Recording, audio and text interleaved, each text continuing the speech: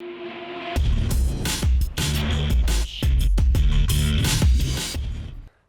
Dr. Ryan DeBell from The Movement Fix. This is Movement Fix Monday. with Dr. Dan Pope Special Edition.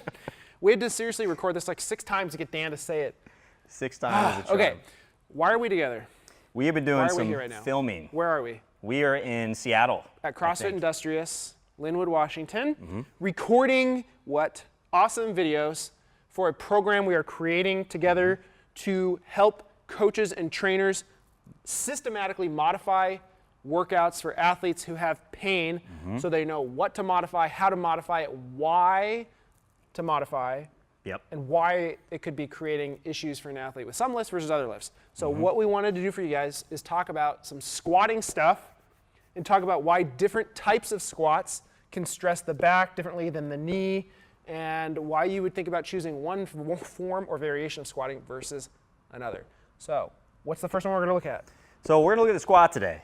Last time we did deadlift. So just a recap, when I'm doing a deadlift, if I send my hips back and my torso inclines forward, that's more stress on my spine. It's more shear force this way. If I use a trap bar and I get a little more upright, a little less stress on the spine.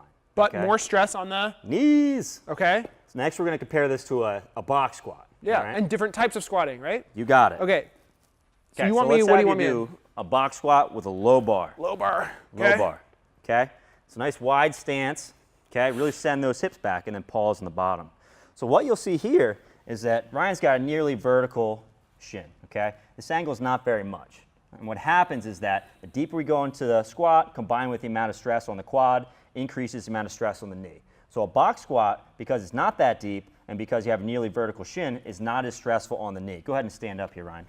Woo, good rep. So if someone has knee pain and you attempt to box squat with them and really send the hips back, it's generally a little nicer on their knees. They can get away with squatting without any pain. However, if you look at this torso angle, now the stress is going on the spine. So I say it's like robbing Peter to pay Paul. So now the knees have less stress, now the low back has much more stress, okay? So the athlete that has low back pain is not going to tolerate this exercise as well, generally, as the different variations. Yeah, so someone's like, oh, my knee hurts when I squat, go box squat. But if someone says, oh, my knee hurts and my back hurts, you might be thinking about doing some sort of split squat variation. Tell them to go home. No. Don't tell them that.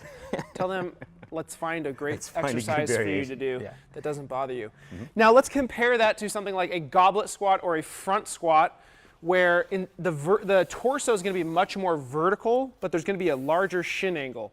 So Dan's going to go down to the bottom, and you can see the angle of his torso is essentially vertical, but there's much more angulation of the shin here. So that's going to put more stress here, less stress there in terms of shearing because of the torso angle compared to the low bar box squat or a box squat in general. Go ahead and come up.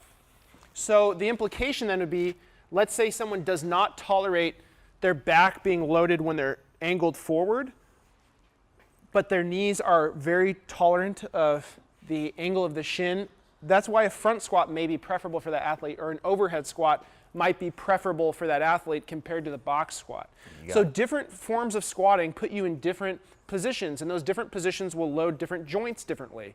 And knowing that will help to make good decisions for athletes. And rather than trying to follow, and what we're trying to get away from is following like a mindless approach to guessing but rather by knowing more about how things are loaded and why things may be tolerated or not tolerated, you can make decisions and know why you're making those decisions. And I think that's really, really powerful, because then you can think outside of the box, or a better term is you make your box bigger so that things make sense. And you can help more people that way. So anyways, this is essentially what the whole program is how to do this for different lifts, all the choices you can be making, and then the why, which I think is the most valuable thing. So anyways, that'll be coming out soon. We'll make sure to let you guys know about that. How can people follow Dr. Dan Pope? Oh, fitnesspainfree.com is definitely the best place to follow me. Right, fitnesspainfree.com. And if you don't already follow The Movement Fix, you can find me on Instagram at The Movement Fix. And if you like this kind of stuff, the program is coming out soon.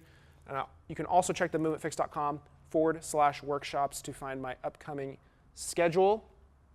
2 weeks in a row I plugged it. It's good. Movement Fix Monday. Anyways, that's what we got for you guys. I'll see you next week.